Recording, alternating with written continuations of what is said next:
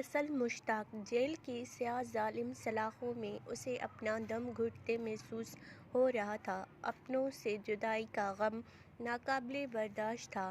وہ دن رات پچھتاوے کے آنسو بہاتی مگر بے سود گزر اوقات کبھی اس کے ہاتھ نہ آ سکتا تھا، بلکہ پردہ اسکرین کی مانند اس کے سامنے تمام مناظر چلنے لگتے۔ کوئی بھی عورت اسے طعنہ دیتی تو یہی کہتی، کیسی سیاہ عورت ہو، ذرا حیا نہیں آئی۔ وہ روتی چیختی بلکتی رہتی، مگر جیل کی یہ سلاخیں اس کی دردناک زندگی اور موت کی جگہ بن چکی تھی۔ وہ اپنے باپ کی اکلوتی بیٹی تھی۔ ماں باپ بہت ہی غریب تھے۔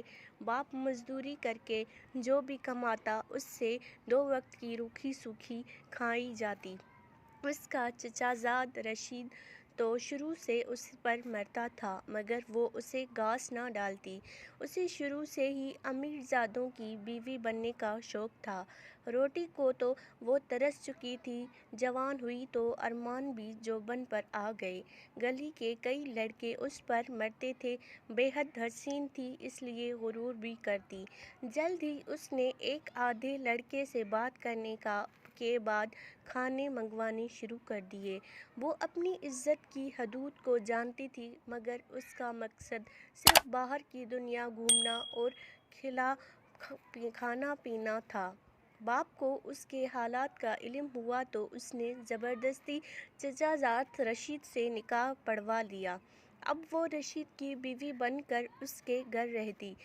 رشید جو کہ سموسوں کی ریہڑی لگاتا تھا، شادی کے شروع میں تو اچھا خاصا کھلاتا رہا، مگر آہستہ آہستہ وہی پرانے دن آنے شروع ہو گئے جب وہ بھوک سے بے حال ہوا کرتی تھی۔ رشید تو اسے بالکل ناپسند تھا۔ وہ اسے محبت سے دیکھنا بھی تو اسے خوب ڈانٹتی اور اپنی طرف دیکھنے سے بھی منع کر دیتی۔ رشید بھی اس کے حسن کا اسیر تھا اور اب تو اسے اولاد کی خواہش تھی، مگر نازیہ جانتی تھی جو اسے پیٹ بھر کر نہیں کھلا سکتا، وہ اس کی اولاد کو کیا کھلائے گا۔ اسی لیے اس نے اولاد نہ پیدا کرنے کی ٹھان لی۔ اب رشید بھی روز اس پر آگ بگولا ہوتا اور خوب مار پیٹ کرتا۔ وہ روز رشید کی مار پیٹ کھا کر تنگ آ چکی تھی۔ وہ کہیں دور ایک آزاد پنچھی کی طرح اڑنا چاہتی تھی۔ وہ اس ظلم سے نجات بھی حاصل نہ کر سکتی، کیونکہ جانتی تھی وہ والدین کے گھر واپس بھی نہیں جا سکتی، کیونکہ وہاں فاقوں کے طوفان منڈلا رہے تھے۔ وہ خود سے تنگ آ گئی۔ کبھی کبھی دل کرتا خود کو ختم کر لے، لیکن پھر چاہ کر بھی کچھ نہ کر سکتی۔ رشید کا چھوٹا بھائی یعنی اس کا دیور بشیر، جو شہر کی فیکٹری میں کام کرتا تھا، اکثر اس کے گھر آتا اور شہر کی بڑی بڑی باتیں کرتا، تو نازیہ کا بھی دل چاہتا وہ بھی شہر جائے، اس کے پاس ڈھیروں پیسے ہوں اور پھر وہ ملکہ بن کے راج کرے۔ وہ جانتی تھی رشید کے پاس بھی اپنا گھر ہے، سونا موجود ہے اور بہت ساری رقم جمع کر چکا ہے، مگر پھر بھی وہ ان سب تک رسائی حاصل نہ کر سکتی تھی۔ اس نے رشید کے چھوٹے بھائی کو ہی زلفوں کا اسیر بنانے کی کوشش کی۔ جلد ہی وہ اس کھیل میں کامیاب ہو گئی۔ رشید کی ریہڑی پر کام کرنے والا ملازم افضل بھی اس کے حسن کا دیوانہ تھا۔ وہ انہیں اچھے برے حالاتوں میں زندگی گزار رہی تھی کہ اچانک غم کی ایسی آندھی چلی جو سب خوشیاں اپنے ساتھ بہا لے گئی۔ وہ روتی رہی، بلکتی رہی، زوروں سے چیختی رہی، مگر کوئی اس کی مدد کو نہ آیا۔ اس بھیانک رات میں نقاب پوش ڈاکوؤں نے زبردستی گھر میں گھس کر فائرنگ کی۔ فائر رشید کے سینے میں لگا اور وہ وہیں پر گر کر فنا ہو گیا۔ رات کے اس پہر جب سب آرام کی نیند سو رہے تھے، اس نے اپنی چیخوں سے سب کو جگا دیا۔ اس کی دردناک چیخوں سے ہر کوئی غم میں مبتلا ہوتا نظر آیا۔ گھر، زیور اور باقی پیسے سب اس کے نام ہو گئے۔ وہ سارا دن شوہر کی یاد میں روتی رہتی، پھر جلد ہی شہر چھوڑ کر کہیں دور جا بسی، شاید اپنے خوابوں کے شہر، جہاں اسے کوئی روک ٹوک نہ تھی۔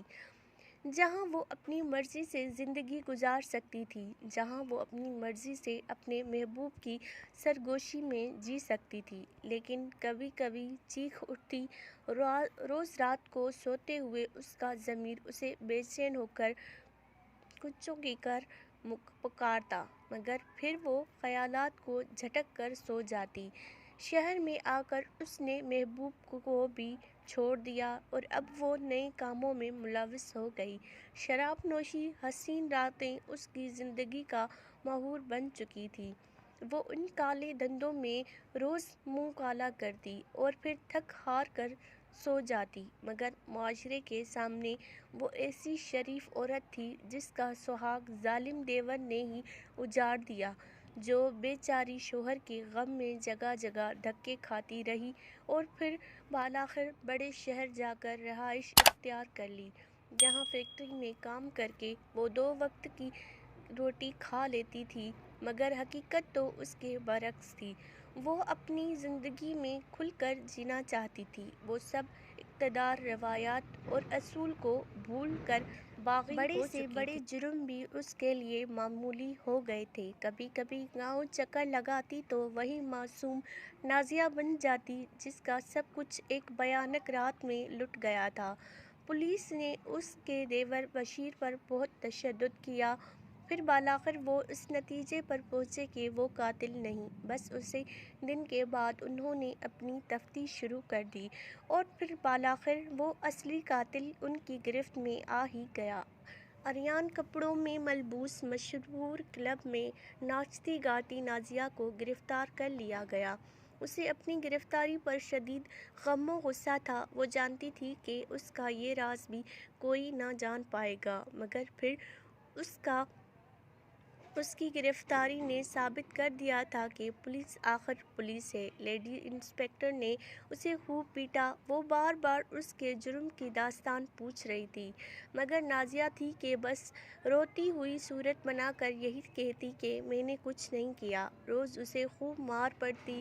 آخر جسم کے زخموں کی خاطر تنگ آ کر اس نے حقیقت آشکار کر دی۔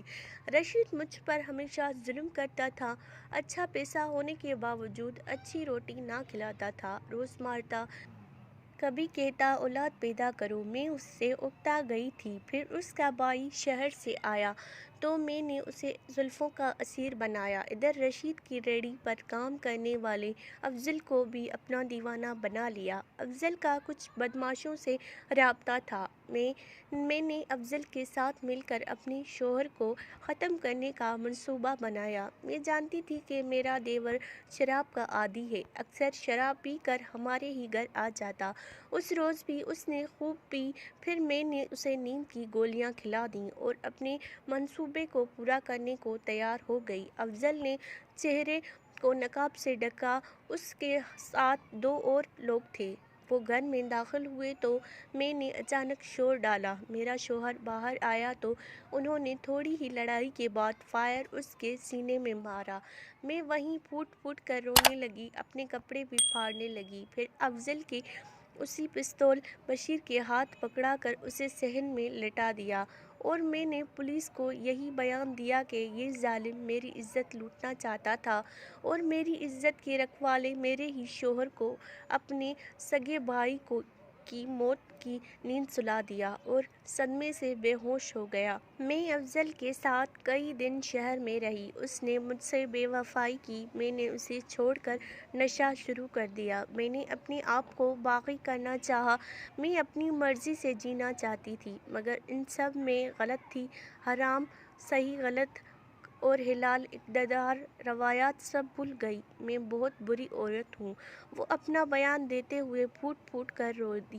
لیڈی پولیس نے بیان لکھنے کے بعد نازیہ سے کہا، اب پچھتانے کا کیا فائدہ؟ جب تمہیں اللہ نے عزت کی زندگی دی تو تم نے قدر نہ کی اور یہ سوچا کہ دنیا کو دھوکہ دے سکو گی، مگر تم بھول گئی کہ اصل طاقت اللہ کی ہے۔